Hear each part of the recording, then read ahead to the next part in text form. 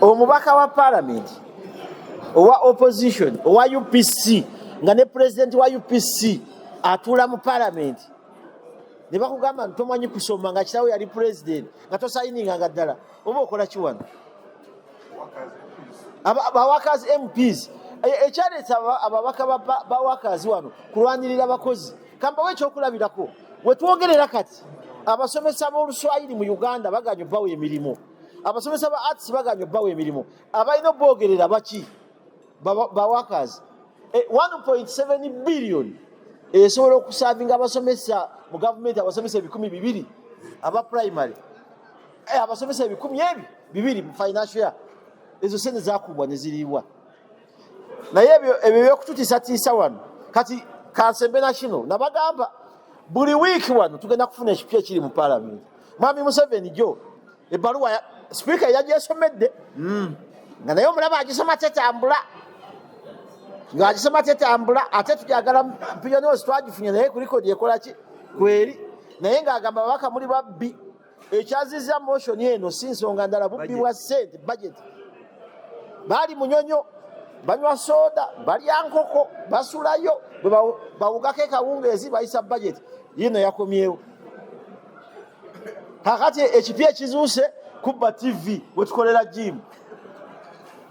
TV n'endongo gye tusala nga tukuba aerobics ago nago mapya gokyakwatako wano mwami ogalesi bakomishona ba parliament njagala mbabuulire mwe ababaka ba parliament abasirise mwe musinzo abatidde okusayininga mwe musinzo okuleeta obubbi wano banaffe batano bali mu kkomera lwaki 5 of them bali mu ate bajja kusiba abalala bali mu kkomera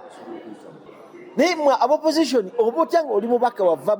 mu opposition nga tomanyi nti olina okusayininga ate oyo mukwano gwange oyo mukwano gwange walemekera okubuuka tulayo emikono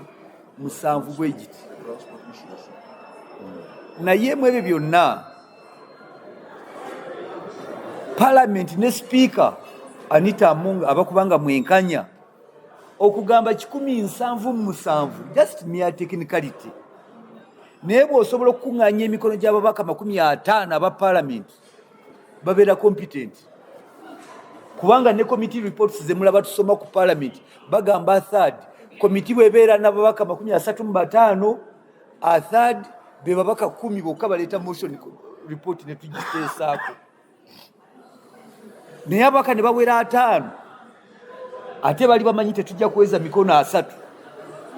ne bawera 10 50 60 17 abantu awo kiba kimala bulungi okuleeta motion ate naddala speaker yagambye nti tulina business n'olwekyo ababaka bagende beebaka ewaabwe ne tulina business yino weeri kale tusaba ababaka abakyabulayo baleme kumamukisa motion eno egenda kuyamba parliament eno nnyo kiruma naye tetujja kutuula ne bannange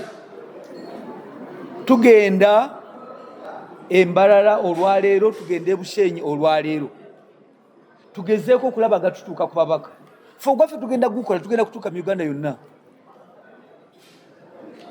n'olwekyo tusaba abakungu bonna ababaka ba parliament naddala gye tugenda mbalala tulinayo ababaka obubaka omu Honorable Basil Batalingaya mbalala yonna nga bwe mugimanyi kanimagine tayebwa w'ekiruhura awamu ne Reuben w'Isingiro naye ettundutundu eri lyonna ate nga yeeva ne chairman owa trade ne finance report ye ku cooperatives yaleetedde ababaka obuzibu yeeva chairperson wa committee ya finance ow'ensimbi naye ayagala finance azikolere wansi w'emmeeza tayagala debate can you imagine mbalala Isingiro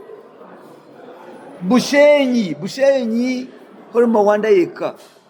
yagamba wadde mbamanyi munjiga naye nze ntaddeko omukono abalala Mitoma, where the deputy speaker comes from, is not leading by example. Takulembedde bantu abe Mitoma, takulembedde abantu abe Buweju nobody. Shema, where professors come from. If it is not Professor Kamuntu, it is Professor Mshemezi. If it is not Professor Mshemezi, it is need the professors. I don't want that. It is only Honorable Biraro Ganshanga of Buweju who signed. Abalala bali luddawa. Professor Mshenyi na Dale Shema bwetabayo Professor Mshemeza eriyo Professor Kamuntu bwetabayo Professor eriyo Professor awandika ku mazzi bwe bati naye bwe kituuse ku motion yenu obeera otya ne Nakasa Bwongo ategeera yegwe Professor ne motion yenu omutwe n'ogukweka munda w'emmeeza. Kale tuli ku mbeera eyo tugenda kweyongerayo naye nga ddala ebitundu ebyo n'otulya lyantonde nebula n'otunuulira ibanda nebulayo n'omu. Ekyo kye tuliko. Ekyokubiri, twagala okutegeeza eggwanga nti tuli bennyamivu nnyo olw'embeera omukono ogw'ekyuma ogukozesebwa abo bonna abalagala obutali bumativu. Omukyala yali ayimiridde wali mu maaso ga palamenti n'ekipande kyokka nga talina ku kyayogedde. Bwe twogerera bino atemeza luzira. Bulola yali deputy RDC e Rubaga, bamugoberedde bamugobyeyo, ate musajja wattu akyali waka akyanoonya famire bwebeerawo, kati we bamututte e Luzira. Sijja kudda ku bya Zaake, twakitandikirawo nga kisaaga ayogedde aweereza message ya WhatsApp eri speaker n'olwekyo agobwe. Naye abaffe tugamba bw'obeera omukulembeze beera n'ekisa, saasira. Ffenna tukimanyi okugoba ku mulimu. Bulola agiddwako ku mulimu gwe bamugobye, n'ekyo tekikumala ekiruyi tekikuvaamu mu mutima nti era kale mugonzezza. Njagala mbategeeze poliisi ya palamenti eve mu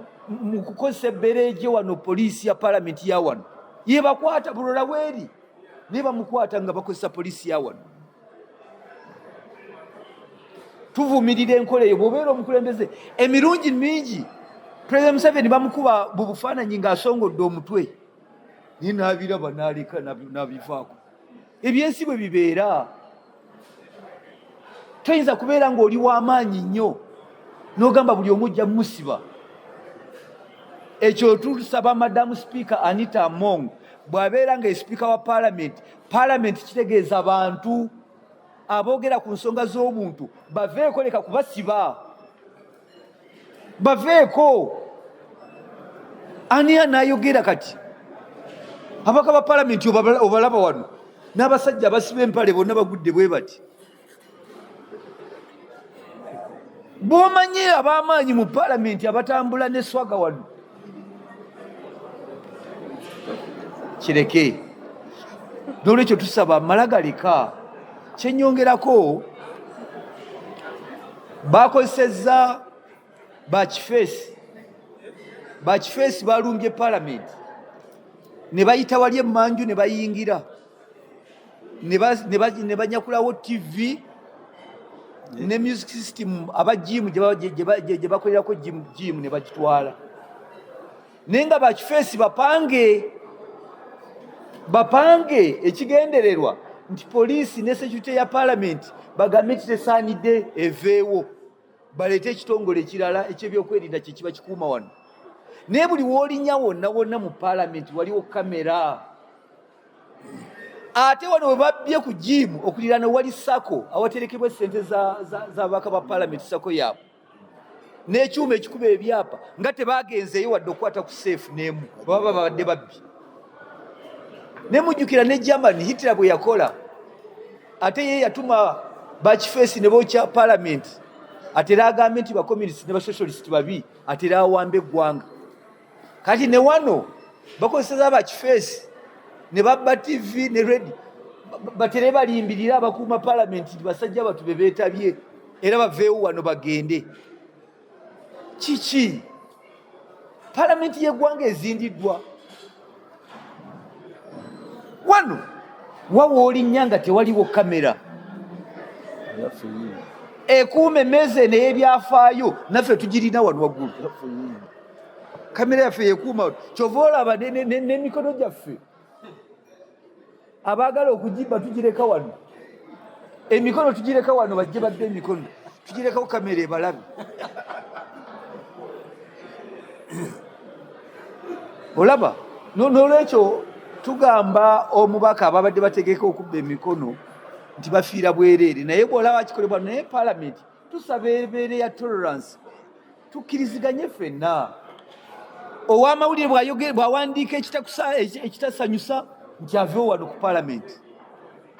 baabuwe kati ne bannamawulire peeni baziwandiika kati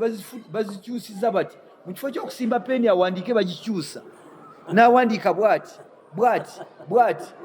peeni tezikyakwata bwino kamera bwe bava wano mu televisioni rumu zaabwe bye bajje wano ate bamala kubiyisaako walala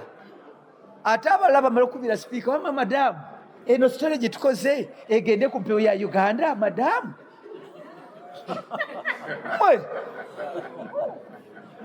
temukyaripootinga na migongo gyammwe ate it is not a privilege mulina freedom to cover anywhere in this country ne mu parliament kale mutukoze bubi kakati ekisembayo mumanyi twasaba wiiki ewedde twasaba emmotoka tugende tukole omulimu omulungi ogw'okunoonya emikono kakati klaaka n'agamba nti nti muwandiikire sipiika kubanga house eri mu recess mazima house yabadde mu recess naye bwe twabadde hoima twasanze baasi za paalamenti 4 nga ziri mu mikolo emirala ffe ebbaluwa yaffe yiine yagende wa sipiika tannaba kutuddamu bwe yazzeemu olunaku lwokubiri yagambye klaaka yamuteereddeko hando bwe bityo we bibeera n'ababaka bano boolaba badduka nti sipiika tuwadde trip bwakuteerako hando kitegeeza agaanye akubira oli klaaka nti ebegira teeka eri ate gwawadde amugamba process ne peeni azaawula mukyala mongo awabula atuzannye nnyo katonda wattu mugezi amagezi agajja eri agayingiza paalamenti naye nga paalamenti is a place of fairness naye twagala tutegeeze mukyala among okubeera sipiika si kyekyenjawulo ku babaka abalala she is one first of equals yatukulembera ye mukama waffe naye abeere n'obwenkanya mu ngalo ze sipiika abeera n'obwenkanya mu ngalo ze tugenda kunoonya mikono already tulina mandate ya babaka 170 emikono 107 gye tulina gye twetisse abo si nsonga yakusaagiramu otumira kika baasi akamu ak'abantu 12 bokka 12 abagenda n'omusirikale ate hoima oweerezayo baasi 4 nga te paalamenti eri mu recess naye ffe wano tusabako ka baasi aka otuwe n'ekisaati omusirikale oba kopolo oba kisaati atuulaawo mu maaso tugende tukole emirimu gy'eggwanga aganye madamu Anita Mong tuli bawulize gy'oli naye leka kubanga weegwiridde olubege sipiika agwiridde nnyo olubege mu nsonga eno emulemye atagala nayo asituka bw'agwa aganye why what have we done mwandikire clerk mugende wa speaker mudee wa clerk mudee wa speaker then where ekimala tweyanzeege mwebale tubeetondera adresi yabadde enzibu naye mutusonyiwe olw'obudde bwe tumaze nga tubalindisiza kaakati ekisooka